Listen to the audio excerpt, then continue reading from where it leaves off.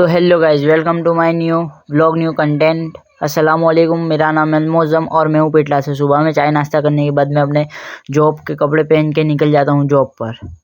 Job पे पहुँचने के बाद मेरा लंच टाइम हो जाता है। फिर लंच टाइम होने के बाद मैं घर पर आ जाता हूँ। घर पे आने के बाद अपनी एक्टिवा रख के आ जाता हूँ घर में। घर में आने के बाद मैं अपना बुकी के ऊपर काम स्टार्ट कर देता हूँ। सब अपनी ग्लू गन और सब कुछ सामान लेने के बाद काम स्टार्ट कर देता हूँ, आप लोग देख सकते हो।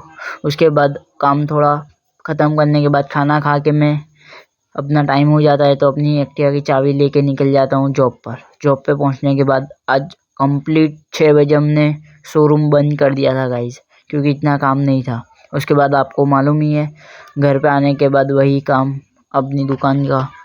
उसके बाद मैं सामान ला के दे देता हूँ और फिर देखता हूँ मैं अपनी दुकान बहुत गंदी हो रही थी और सामान भी सही से नहीं जमाया हुआ था गाइस।